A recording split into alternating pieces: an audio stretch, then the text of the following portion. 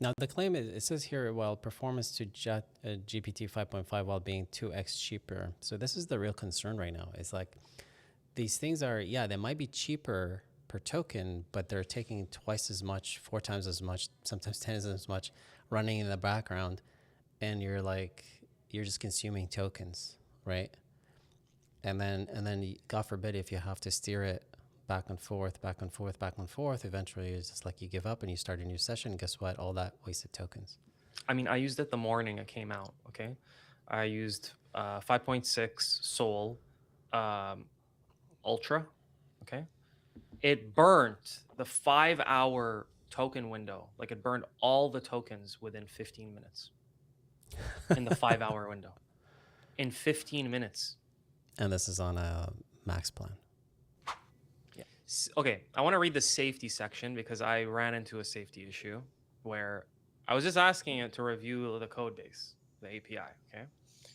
And it said, oh, can't continue. Got to downgrade to another model because this could be dangerous.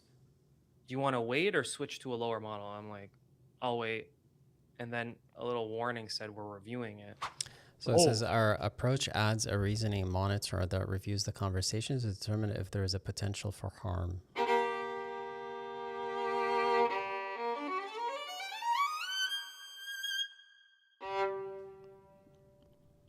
And how do you calibrate it?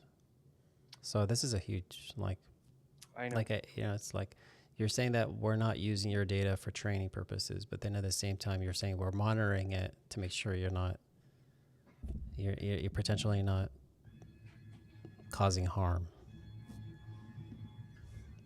Like who's this design intended to enable defensive work while blocking serious misuse? It blocked defensive work. But how do you know it's misuse? Like, I'm just legitimately want to delete this file. With the most sensitive capabilities reserved for verified users through trusted access. And it's like, okay, then how do you get trusted access? Because some protections use test time reasoning.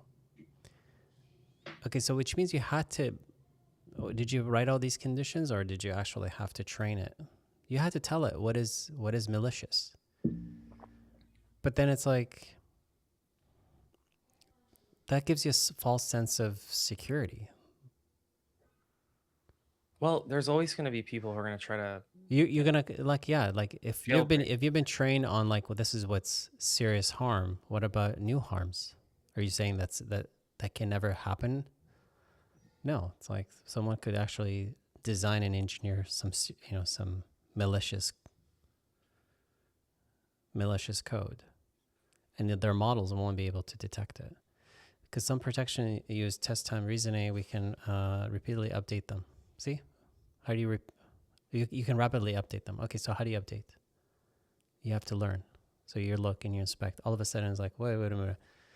Huge red flag for compliance officers. Like, you can't use this model. Right? Yeah. Okay, so it's not doing so well in terms of benchmarks.